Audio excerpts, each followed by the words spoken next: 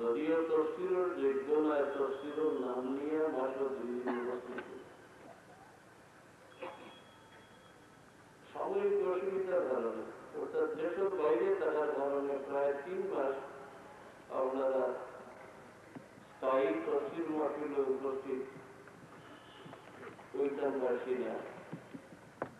আর হয়তো 5-6 দিন ধরে আবার দেশের বাইরে যাইতে হবে, যার কারণে আরো মাসখান আপনারা তফসিলে উপস্থিত হইতাম পারতাম নয়। এটা আমার একটা পরিচ্ছাকিত ত্রুটি। তবে বাৎসরিক তফসির সম্মেলন আজ উপস্থিত হইতে পারিয়া আমি আমার জন্য মনে করিয়া এবং বিগত 3 মাস যদি হয় আল্লাহর মর্জিতে আগামী আরেক মাসের অনুপস্থিতিতে আপনারা আজকের উপস্থিতির কারণে ভগবানন্দ দৃষ্টিতে যাব আমার পূর্ণ আশা। কুরআন শরীফের যে সংক্ষিপ্ত আয়াত আপনারা সামনে এখন তিলাওয়াত করছি, এই আয়াতের মধ্যে অতি গুরুত্বপূর্ণ 3টা জিনিসের উল্লেখ আল্লাহ তাআলা করেন। যে 4টা জিনিস উল্লেখ করছেন আমরা না হইলে না হয়, অর্থাৎ এই 4টা আমরা জানা অত্যন্ত দরকার, মানা বা আমল করা অত্যন্ত দরকার। এবং এই 4 আমল করার বড় আল্লাহ যারা এই 4টা আমল করবার যে পরিমাণ আমল করবো পরিমাণ কামিয়াব করবে দুনিয়া এবং আখিরাত। আল্লাহ তাআলা আমাদের তৌফিক দিতে আমি আল্লাহর কাছে তৌফিক চাই। সাইয়্যিদা সামনে আল্লাহর দেওয়া তৌফিক অনুযায়ী আপনারা সামনে আলোচনা করতাম। ওয়া তৌফিকি ইল্লা বিল্লাহ আলাইহি তাওয়াক্কালতু ওয়া ইলাইহি উনীব। আমার দুরূদ শরীফ পড়ুন সাল্লাল্লাহু আলাইহি ওয়াসাল্লাম।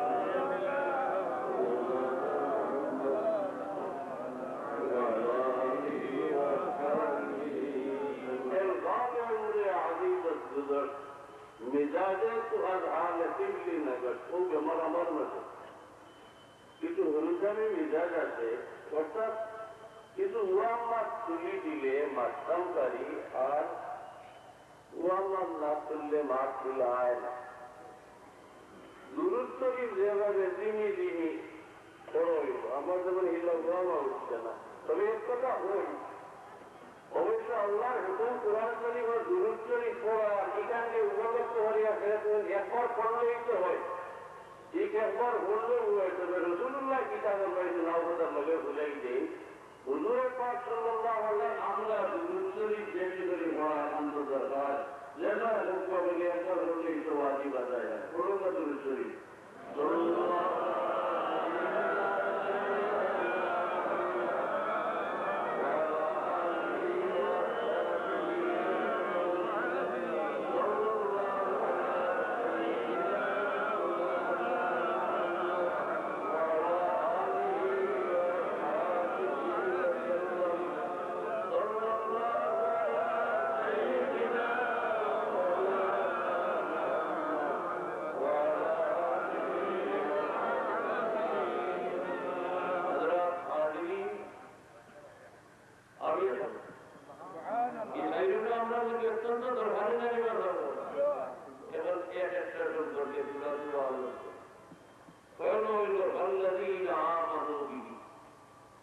যারা রাসূলের উপরে ঈমান আনবে, আমরা জানার দরকার ঈমানের রসুল বা রাসূলের উপরে ঈমান আনার দরকার কিনা। বিশেষভাবে আমরা নবী হযরত মুহাম্মদুর রাসূলুল্লাহ সাল্লাল্লাহু আলাইহি ওয়াসাল্লামের উপরে ঈমান আনার কি প্রয়োজন। তোর দিলতু দিয়া গেলে একটা অবান্তর প্রশ্ন, অবান্তর নয়। রসুল দেখা আমার মতো একজন মানুষ, আমরা জন্ম ব্যবস্থায় তার জন্ম হয়েছে, তার মা বাপ আসা, শাদী বিবাহ করছেন, সন্তান সন্ততি আসা। আমরা ইতিহাস অনুযায়ী জানি সৌদি আরব আব্দুল মুত্তালিব ছেলে আব্দুল্লাহর ঘরে তার জন্ম হয়েছে, আমিনার কুলে তার জন্ম হয়েছে, মানব কুলে জন্ম হয়েছে, এত সত্ত্বে আমি মুমিন হইতে হইলে রসুলের উপরে ঈমান আনার দরকারটা কিতা বললো? আমরা রাসূলুল্লাহ সাল্লাল্লাহু আলাইহি ওয়াসাল্লাম তথা तमाम মুরসালিন আম্বিয়া কেরামের উপরে ঈমান আনার কেন প্রয়োজন হইলে কথা জানার দরকার আছে? প্রশ্নবান না। 2 নম্বর আরব ধর্ম ঈমান কি অর্থ? পয়লা কথা সম্পর্কে আলোচনা করি।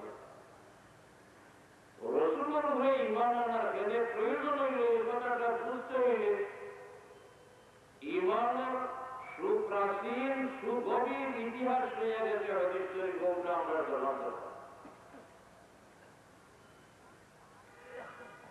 আমরা ঈমান ব্যতিক্রম ধর্মী নয়। আল্লাহর মখলুকাতে আল্লাহর উপরে ঈমান আনছেন দুনিয়ার অস্তিত্ব লাভ করার পরে। দুনিয়ার আমার ঘরে আল্লাহ প্রত্যেক জীবজন্তু প্রত্যেক বস্তুর কাজ অনুযায়ী গুণ সমূহ দান করছেন। আল্লাহর কুদরত দেখিয়া, আল্লাহর মাহাত্ম্য দেখিয়া, আল্লাহর নিয়ামত পাইয়া প্রত্যেকে আল্লাহর উপরে ঈমান। এই সৃষ্টির এমন কোন বস্তু নাই, এমন কোন জন্তু নাই যে আল্লাহর বিশ্বাস করে না। তবে আপনারা ঈমান পুরা ব্যতিক্রম।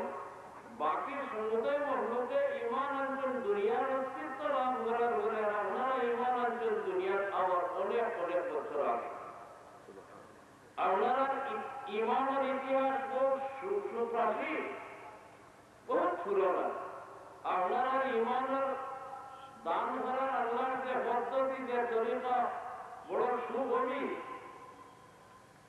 গতিকে ইতিহাস কিছু না হইলে রাসূলের উপরে ঈমান আনার কেন প্রয়োজন, এটা বোঝা যেত না। আমি সংক্ষিপ্ত আলোচনা। আমরা সবার জানা আছে আমরা এই সত্তা শরীরের ভিতরে রূহ বা আত্মা একটা আছে না, কেমন যাবো এই দলিলুলির হওয়ার দরকার নাই। আমরা সবে জানি রূহ একটা আছে। এই রূহ শরীরটাকে বাইরে গেলে আমি দুনিয়ার তাহার লাভ আর নয়। এই শেয়ারটাকে আপনারা নামাইয়া বুঝাই বা মাটির উপরে ঘরে মাটির তলে আমার বুঝাই দিবে না, কেমন একটা আত্মা বা রূহ। এই রূহের ইতিহাস আমরা হাদিস শরীফ পড়িয়া পাইছি। আল্লাহ তাআলা মানবকুলের সমুদয় রূহকে একসাথে সৃষ্টি করিয়া বড় সুন্দরভাবে সংরক্ষণ করতে। মিশকাত শরীফ ও অন্যান্য কিতাব ও হাদিস আছে আমরা রূহে আল্লাহ তাবারক ওয়া তাআলা ওয়াদা করিয়া বলা অন্ধকারের মাঝে ও কানাত ফি আমাই। আমার অর্থ আমরা বুঝার ভাষায় অন্ধকার। রুহানি জগতের সারা মানবকুলের রূহে আল্লাহ প্রথম রাখলেন অন্ধকারের মাঝে। একজনে আরেকজন দেখছি না, আমরা আল্লাহরেও দেখছি না, কারোর সাথে কারো ঘড়ি হয়েছে না, ও উত্তর পেল না। যদি আল্লাহ তাআলা এই জগৎ আমরা রাখি দিতা, আমরা অন্ধকার দূর হতো না, আমরা পরস্পর পরিস্থিতি দান হতো না, আমরা কান পরিচয় দান হতো না, আমরা পয়দা করার কোন স্বার্থ হতো হইল বানাইয়া আন্দারে ছড়াইয়া ছিল না। আর আল্লাহ আমরা রুহানি জীবনকে এর কোন স্বার্থ হতো নাই না, কেমন ভাবো? তাই আল্লাহ পয়দা করছেন আমরা আন্দারিত্ব ইয়া যারা জীবন হইল কিনে আমরা আলো বা বর্ষা হইতাম এবং আমরা দান পরিচয় দান করতাম এবং আমরা দ্বারা এই দুনিয়ার বাজার সাজাই। যে সময় আমরা অন্ধকার দূর করার আল্লাহ তাবারক ওয়া তাআলার ইচ্ছা হইল, তখন হাদিস শরীফের সংক্ষিপ্ত ইবারতে হয় আল্লাহ তাআলা তার তাজাল্লির আলোরে সারা রুহানি জগতের উপরে ডালিয়া, যার ফলে সারা রুহের অন্ধকার দূর হইল, পরস্পর পরিচিতি লাভ হইল এবং তামাম মানবকুলের রুহে আরশে আজিমের উপরে রব্বে যুল জালালের দেখিয়া পরিচয় হইলা। এমন ভাবে আল্লাহ আমরা রুহে তার নিদান নসিব করলাম যে নিদান নসিব হওয়ার পরে এই যে আমরা খালিক মালিক মাহবুদ এই কথা বিশ্বাস করতে ফেরার মধ্যে বিন্দু পরিমাণ মধ্যে হইল না। হাদিস শরীফের এই ইবারতের উপরে কঠিন প্রশ্ন করছেন মুহাদ্দিসিন। এই যে কুরআন শরীফ বা হাদিস শরীফ পড়লে আমরা দেখি আল্লাহর তাজাল্লির আলো এই লাইটের আলোর মতো নয়, অতি প্রখর, অতি তেজস্বী। এই তাজাল্লির আলো যে জিনিসের উপরে বড় বড় শহরে জ্বলিয়া পাইবে